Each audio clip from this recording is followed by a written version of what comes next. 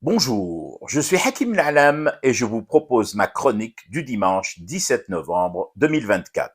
Elle s'intitule Non à ma privation de ce plaisir jouissif. En France, le Rassemblement national lance une pétition pour dénoncer ce que ce parti qualifie d'acharnement contre Marine Le Pen. J'avoue que je me tâte. Je ne suis pas français, mais je me tâte quand même. Pour tout vous dire, je suis tenté.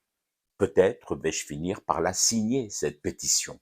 Elle est ouverte aux signatures des non-français, des étrangers, mais des étrangers qui vivent chez eux, bien sûr. Ça tombe bien, je vis en désédit. Si je la signe, c'est d'abord par conviction. Oui, je suis profondément convaincu que si Marine Le Pen est condamnée à une peine d'inéligibilité, c'est une grave atteinte à la démocratie. C'est aussi et surtout un coup dur porté aux attentes des électeurs et de tous ceux qui suivent l'actualité politique à travers le monde et pas seulement en France. Je ne suis pas électeur, mais je consomme de l'actualité internationale sans modération, voire avec délectation. J'adore les débats entre ténors des partis politiques. Et que serait une présidentielle française sans Marine? Tout bonnement un moment d'un ennui total. Si, on peut le dire, même lorsqu'on est algérien non directement concerné par cette présidentielle. Quoiqu'avec Le Pen, l'Algérie est toujours présente à un moment ou à un autre dans le débat et les programmes. En France, ils ne peuvent pas faire autrement. Comme si la désédie était inscrite, tatouée sur leur peau, comme une trace indélébile laissée par un coup d'éventail. L'Algérie ne disparaîtra jamais de leur univers fantasmagorique.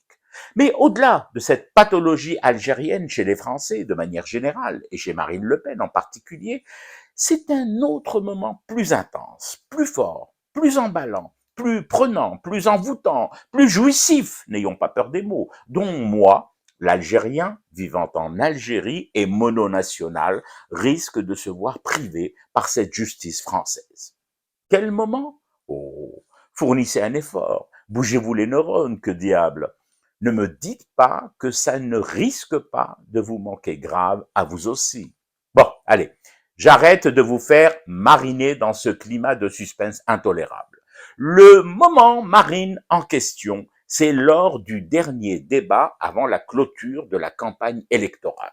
Vous savez bien, cet instant magique qui voit Madame Le Pen en duel télévisé face à son adversaire. Et dans ce moment, il y a un sous-moment. Et ben voilà, c'est ce sous-moment lorsque les animateurs du débat annoncent qu'ils vont aborder le volet économique qui, moi, me met littéralement en transe. C'est un cas unique de mutation physique, de transfiguration humaine jamais atteint dans son paroxysme en live, en direct. Marine devient livide, encore plus livide que lors des réquisitoires de la procureure lorsqu'elle a requis 5 ans de prison et une peine d'inéligibilité à son encontre. Soudain, ses mains se raidissent sur le tas de feuilles préparé par ses conseillers et qui fait monticule. Elle baisse les yeux et tente maladroitement de classer ses mémos en fonction de ce qu'elle pense être la prochaine saillie de son adversaire. On la dirait comme tétanisée. Et puis, dès les premières questions, à la première remarque, Marine disparaît. Un truc de fou! Quelques minutes avant, elle était là, battante, agressive et offensive. Ensuite, à peine le mot déficit ou encore cette question où irez-vous chercher le financement d'un tel budget? Elle se met en mode cruche vide secouée. Les notes se mélangent, sa voix s'enraye, ses yeux déjà vides virent fissa à vitreux et les plis de son visage, jusque-là dissimulés par les maquilleuses en loge, réapparaissent en escadron féroce. Alors oui, ne soyez pas étonnés, encore moins scandalisés, si vous tombez sur mon nom dans la liste des signataires de cette pétition du RN. Les occasions de se fendre la poire et de vibrer de la rate en politique sont devenues tellement rares de nos jours que je revendique haut et fort le maintien de la candidature de Marine Le Pen à la présidentielle française de 2027. Du moins, jusqu'au volet économie du dernier débat.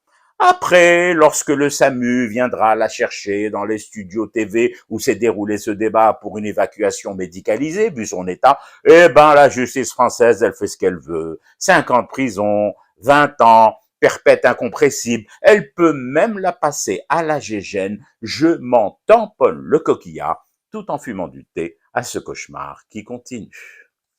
C'était Hakim Na'alam, je vous retrouve demain pour une autre chronique et une autre façon de dire son amour à l'Algérie.